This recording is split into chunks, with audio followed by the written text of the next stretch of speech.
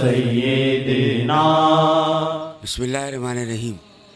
جیسا کہ میں نے پہلے کہا کہ عمیر بن وہب کفار مکہ میں سطح اور حضور کو قتل کرنے کی ناپاک سازش کو لے کر مدینہ منورہ پہنچا۔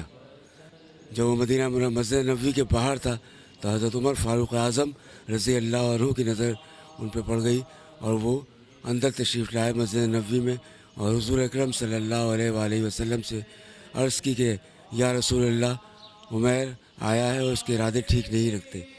آپ نے فرمایا کہ اسے اندر آنے دو۔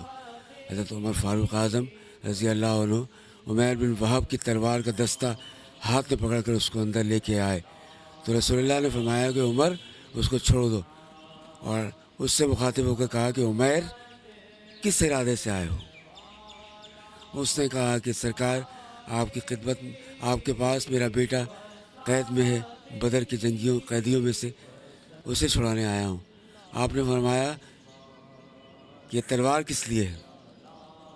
اس نے کہا کہ سچ بات یہ ہے کہ اپنے بیٹے کو چھڑانے کے لیے آیا ہوں، یہ تلواریں ہمارے کس کام آئیں گی؟ آپ نے کہا کہ نہیں، یہ بات نہیں ہے۔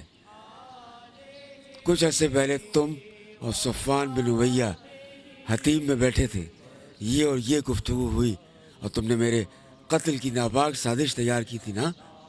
یہ سن کے عمیر کے چہرے کا رنگ فخ ہو گیا اور وہ سرکار کے قدموں پہ گر گیا اور کہنے لگا کہ یقیناً آپ سچے نبی ہیں، ہم مکہ میں تھے، آپ ہم کو غیب کی خبریں دیا کرتے تھے، وہی سنایا کرتے تھے، اسلام کی دعوت دیتے تھے اور ہم جھٹلاتے رہے، لیکن یہ معاملہ تم صرف میرے اور صفوان کے درمیان تھا، یقیناً اللہ تعالیٰ نے آپ کو اس کی خبر دی ہوگی۔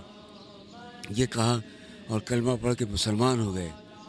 آپ صلی اللہ علیہ وسلم مسکرائے اور صحابہ سے کہا کہ اپنے بھائی کو دین سکھاؤ۔